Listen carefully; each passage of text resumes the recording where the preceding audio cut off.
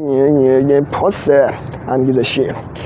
آی 2 سال گفتم یه پستی واسه‌تون بسازم این وقت شب، از شدت انگیزش از همه جا بسوزیم.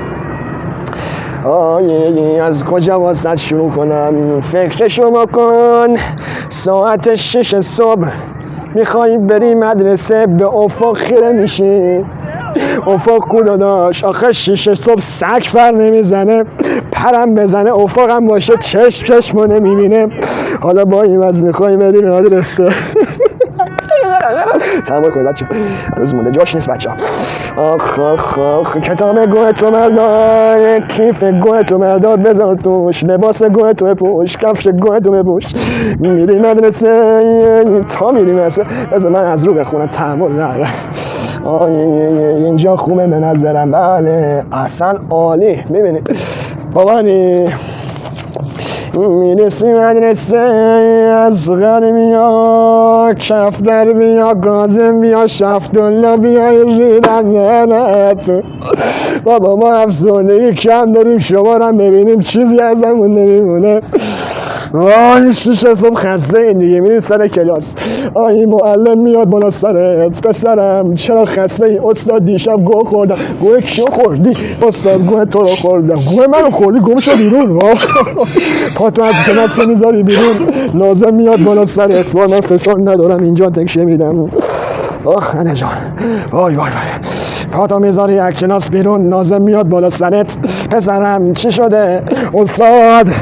استاد کجا؟ نازم حرفت شروع نشده، گم شو پایین.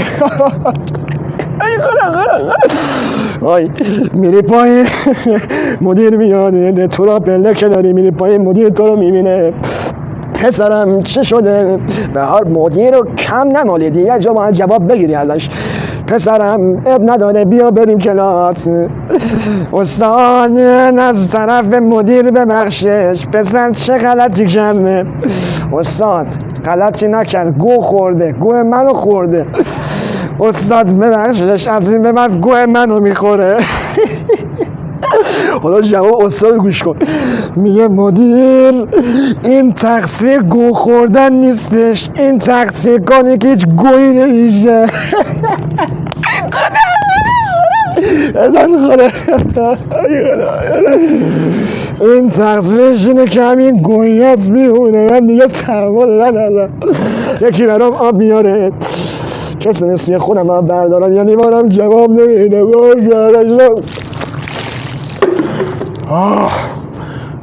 اوکی شد بچه ها. خب خودتون جمع کن و بریم مدرسه. خدا کنه از شدت فشار این میکروفون نسوخته باشه. بریم آقا.